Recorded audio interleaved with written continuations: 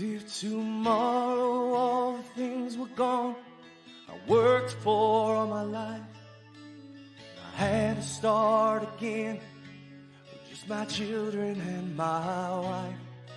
I thank my God above for living here today. The flag still stands for freedom, and they can't take that away.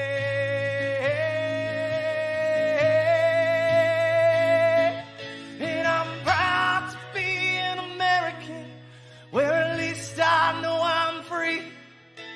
And I won't forget the men who died and gave that right to me. And I gladly stand up next to you and defend her still today. 'Cause there ain't no doubt I love this land. God bless the USA.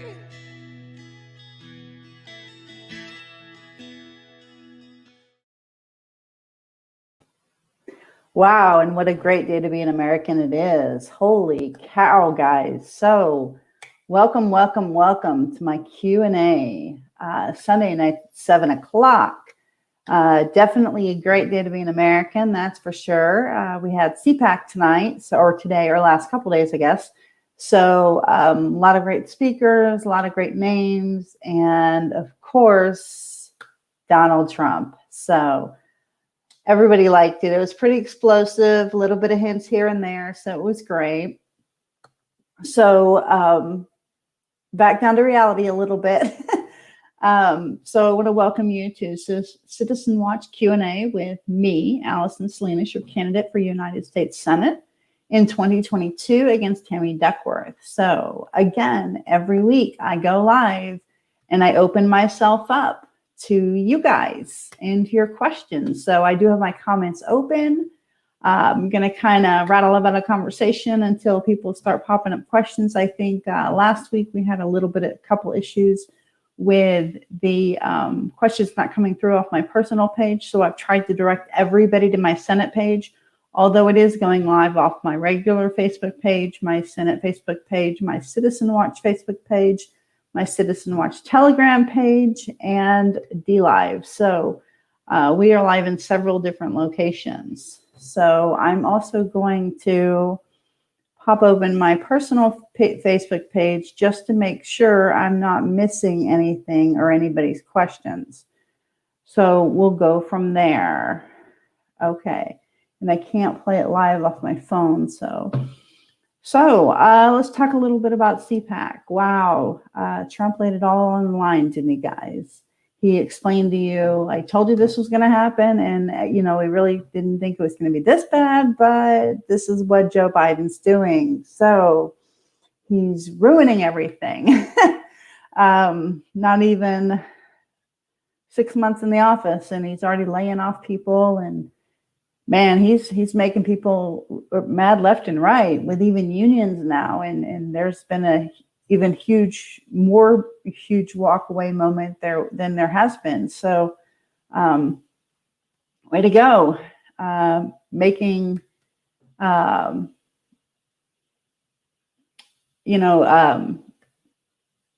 Biden understand that he can't go against his own party, much less destroy America, which is exactly what he's doing. So, again, we are going to open up questions. There is a comment section in the comments, and they are open. I want to make sure, all the pages should be open. So, guys, if you have any questions for me, that's what I'm here for. Any questions about issues that you see in Illinois that you want fixed, that I can do on a Senate level, things that I can vote on, what I can and cannot do. Any questions about my campaign, I am here for you to answer your questions. We'll give everybody just a slight minute to get on.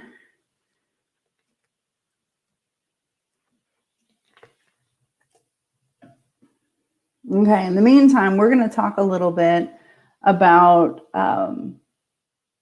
what's going on right now with our governor. So our governor has been requested by the same judge that ruled against him and then for him. So he's just a little wishy-washy, but I guess, she is now requesting all records for J.B. Pritzker to turn over about how he is rectifying closing businesses and destroying the state of Illinois. So he's got a little bit of answering to do for us. So that's good. That's a little bit of good news.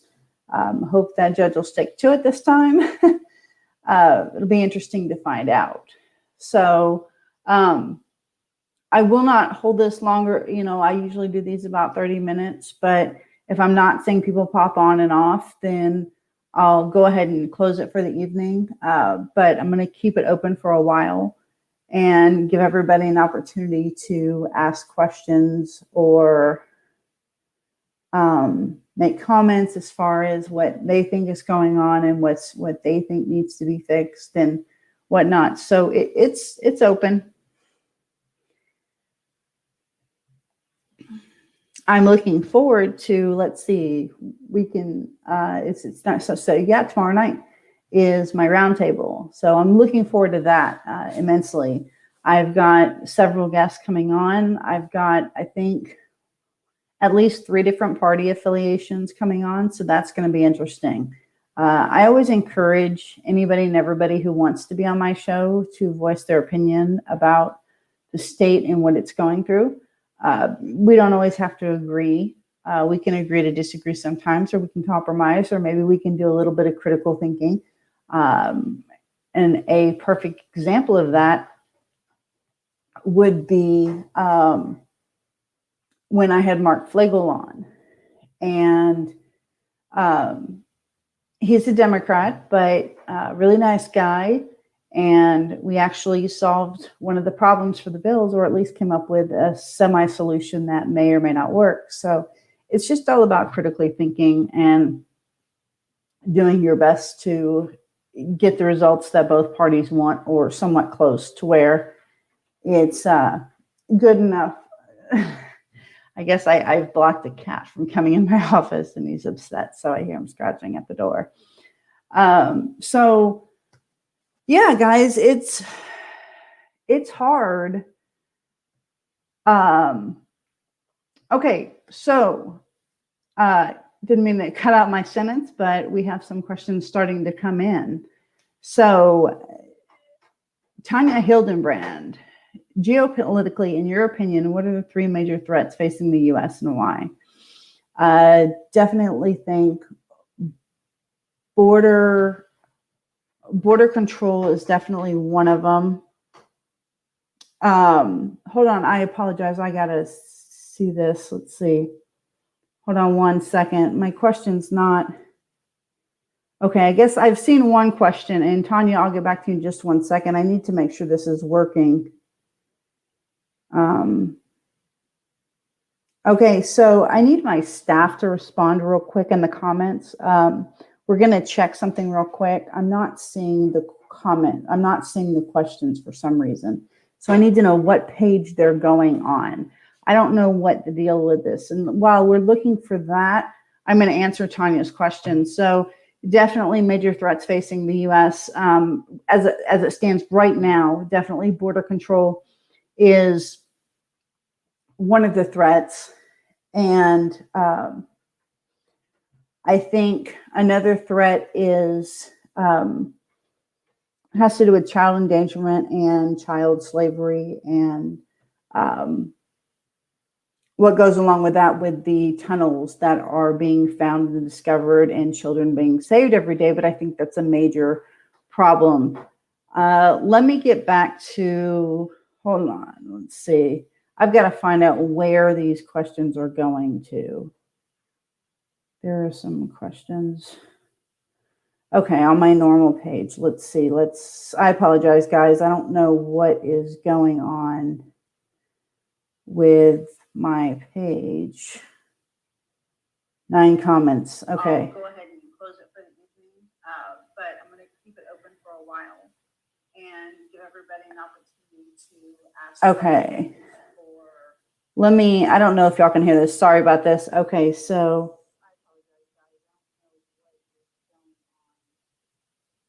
Okay, so I'm going to read these questions. What do you think about Trump's hints on 2024?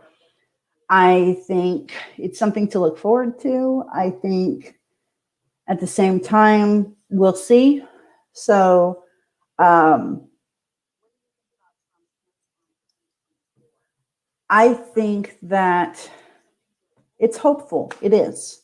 It's hopeful. Trump is definitely not giving up, guys.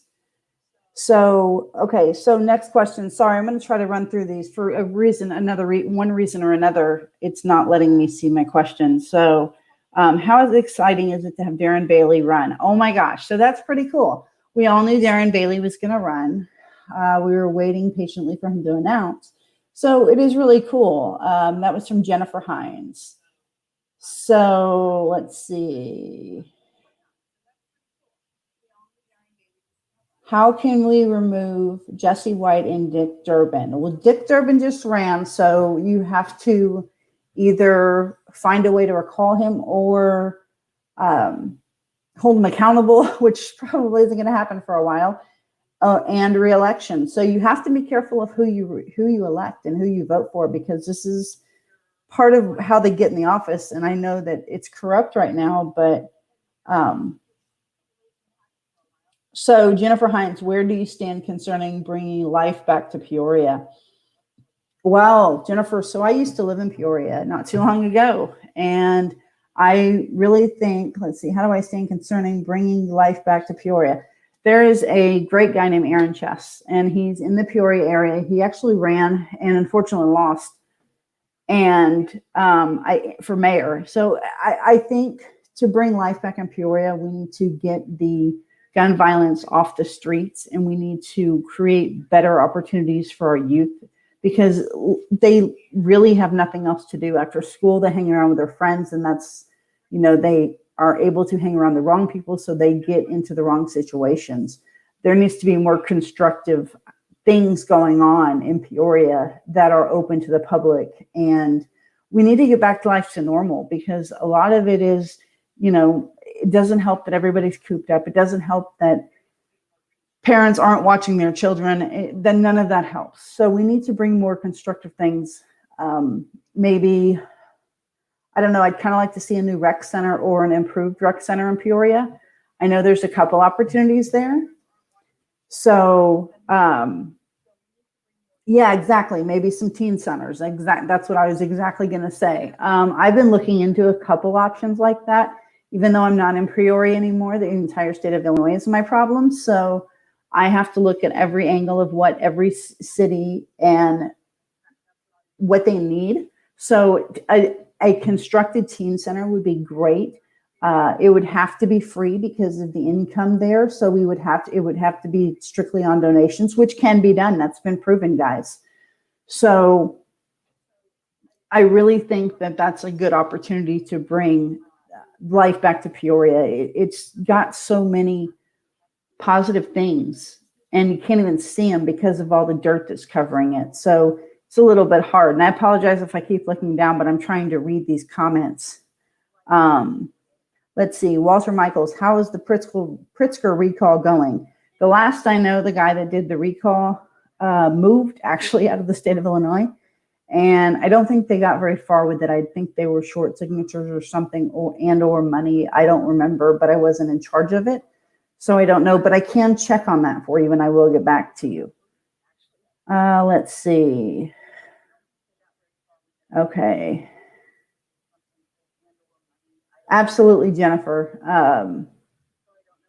So we have another questions. Let's see. Let's see. Give me 1 second. I'm trying to scroll down all these questions.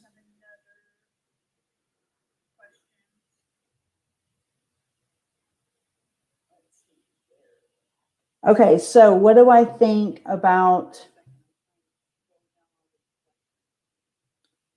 the cancel culture? Okay, so I think it's a horrible idea. I think the Equality Act is horrible too. Somebody had just asked about that. So the Equality Act, guys, a lot of representatives are really tossing their papers on this one. It's a disgrace to women. It's a disgrace to how far we've come, and it's a piece of garbage that needs to go exactly where it came from, back where it came from. It's not appropriate. It's not right by any means. I really think that by Joe Biden trying to create the Equality Act and pass it, I think that it's a slap in the face to all women. So, and children for that matter, for your daughters. I mean, we spent all these years trying to get women's rights and, the right to vote and everything. We've come so far, and it just seems like Joe Biden just wants to move us backwards. So I don't know what his agenda. Yes, it's definitely horrible, Jennifer. We got a little bit of action going over here. So I have a question about the stimulus check, I guess. So I don't know what's going on with that, guys. I don't think that they do either. I don't think the House or the Senate knows what's going on as far as what they want to pass. I know it's got a lot of pork in it. I know it's got a lot of money going to other countries and not to us. I know that less than 9% goes to the United States. So that's pretty sad. Okay, I think I got all of the questions on my page. I just want to make sure. I don't know what's going on, guys. I don't know why my page is public. It's open. So I'm not really sure what's going on with my other pages. I don't know. Everything's open, so I don't understand what it's doing. But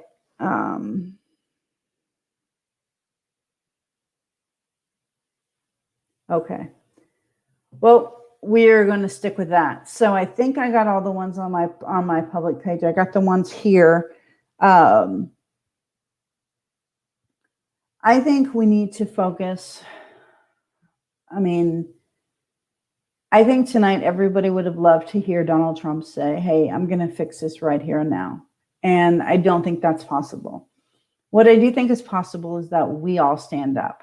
He taught us how to stand up for ourselves in our states, respectively, throughout the United States. And it's going to take all of us to be poll watchers, election judges, and to get out there and to use our voices. So that's important to do. Okay, hold on. I got some more questions coming in. Okay, I already got those. Okay. My chief of staff was sending me questions. I apologize, but I had already gotten those. So I don't know. I'm not so sure what's going on with our Second Amendment rights. It just seems like to me that Biden's agenda and Pritzker's agenda and Lori Lightfoot's agenda is to strip every American of their rights and their freedoms. And they're not going to be happy until they do it. And they're going to tax us to death as if they're not already doing that. So guys, 2021 election is coming up in April. And then there's 2022 election. We need to get out there. We need to get out there in numbers even more than what we thought we did for Trump. And that's saying a lot. We need to keep our eyes more open. We need to start recording more. We need to start listening more and working together with each other to make sure that the elections run smoothly. So I think that is all the questions that have come in so far that I've seen. If I didn't see your question for whatever reason, and I'll double check my page again, but I know I set it to public. So I'm not sure what's going on there. But if I didn't get your question, I will look back and I will answer the questions. So we'll go from there. Now, tomorrow night is my roundtable. So that's going to be fun. I have a couple of my friends coming, Chad Grimm, Donnie Henry, Mark Flegel, Kimberly Brooks, several other people. Courtney Parador is coming. So we have a lot of people that are coming to the roundtable tomorrow for a discussion. We will talk about several topics, and be sure to tune in at 7:30 p.m. live, and that will go in all channels. And I'm going to double check and make sure the comment stuff is working. Apologize about that, but I look forward to it. And again, we have April 2nd is our gala, and it is going to be phenomenal. It is in Effingham. It benefits the Effingham Police and the Brownstown's Fire Department. The tickets are available. They're $125 for general admission or $75 if you're in a uniform. It doesn't matter if you're police, fire, EMS, first responder, corrections officers, military, you name it, you're in a uniform. Come. It is a black tie affair, so it is formal. We have lots of things going on. We have dinner, dessert. It is at the Thelma Keller Convention Center. We have dinner, dessert, a silent auction. We have Trey Taylor coming. We have Charlotte Sass singing. We have Ashley Bean singing the national anthem. So I've got a lot going on, guys. So I welcome you to get tickets for that. And I also want you to keep in touch with us on Telegram. And here's the link for that. You can write that down or get that. And see you guys tomorrow evening. And stay safe and warm.